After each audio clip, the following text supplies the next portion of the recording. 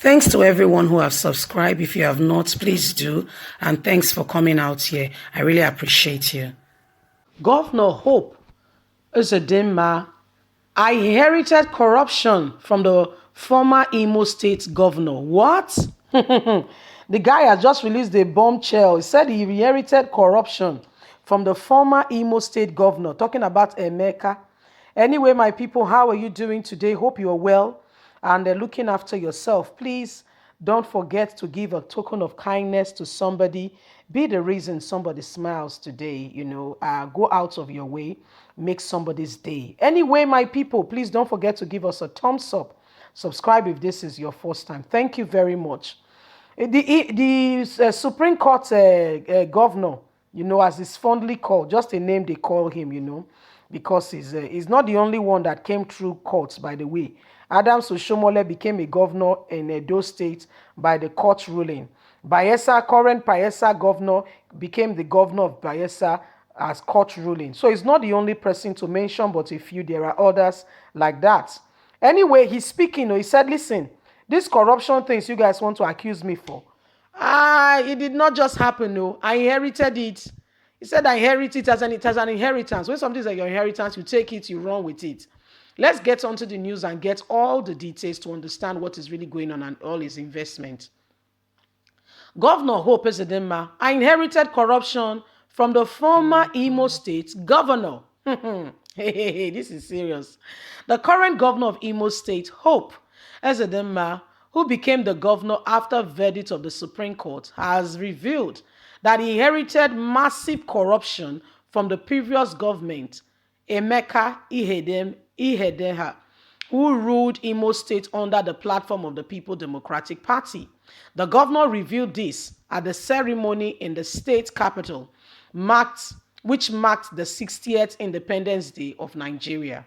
The governor further stressed that despite all challenges, he has made a good number of achievements in improving the state.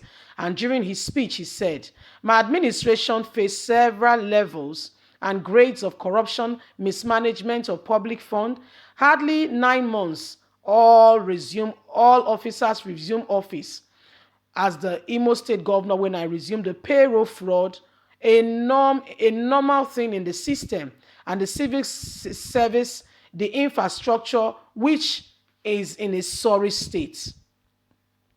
Now, wow. On the 14th of January 2020, Emeka Ihedioha lost the seat of power to Hope Uzodinma due to the verdict of the Supreme Court, which was led by Takwa Mohammed. He tried to make the Supreme Court review his decision in order to restore him back to power, but wasn't successful. His achievement while he was in government, the governor of Imo State: 1, salaries were paid on time. Workers were not owed more than 1 month's salary. Flagging off the construction of the Enekede road, which was abandoned by previous administration.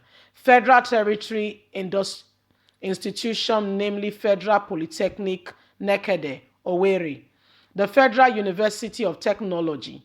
But the current Governor Hope hasn't done much since he came into power, but he said he owes the workers currently in Imo State 4 months' salary, and continuously told the people that he's trying his best. Protesting against non-payment of salary is a normal and has become a proper normal day-to-day activity in Imo State by the public sector seeking for their salaries to be paid. For the past 4 months, salaries has not been paid. So that is your brother saying he inherited corruption and it's not his fault.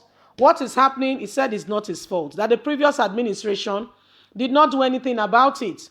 And so he cannot all of a sudden start doing something about it. He explained very vividly, well and clearly for everyone to hear, that there was misconduct in the payroll. There was a lot of things going on already. And he explained to them, he said, see, don't judge me, don't even go there.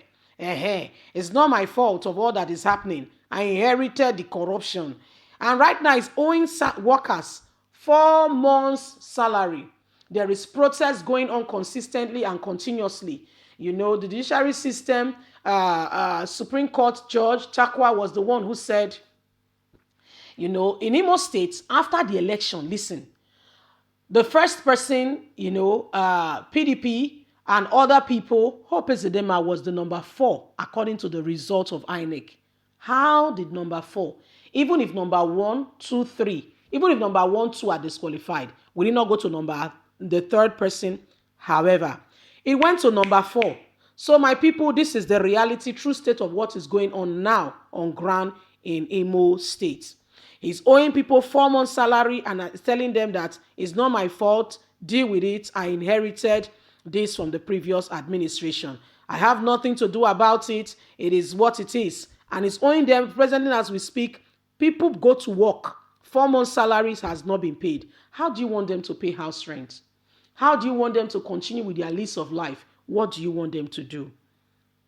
So you see, there is a lot going on in this administration that we need to realize and open our eyes to that. Life is beyond, you know, all this that we are doing. And if you are in government, if you have opportunity to serve people, please serve them well. Please serve them well. What will you be remembered for? What do we keep collecting all this money? I mean, amassing all this wealth for ourselves, for what? At the end of the day a man dies, all the money in the world cannot save him. The day a man takes his last breath, not a single naira, dollar, pound, whatever currency you want to say, we bring that man back to life. So why not us serve the people with integrity? Do you know how many children are being molested?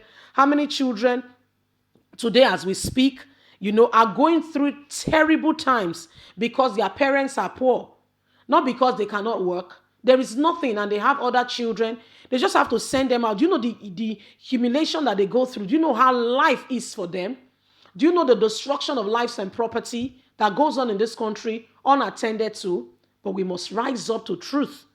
We must rise up for us to know that a government that is not competent, there must be a system in place that gives Nigeria hopes to say that you can fight for your rights.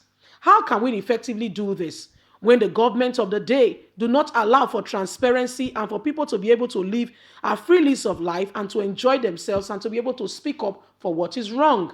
Nigerians, it is time to speak up. It is time for us to stand together as one entity, as one people. For if we continue to stay by the sideline and we do not speak up, we are not giving ourselves opportunity for the truth to be heard. Once upon a time, our voices has been closed. You know, the government have continuously and are continuously harassing us.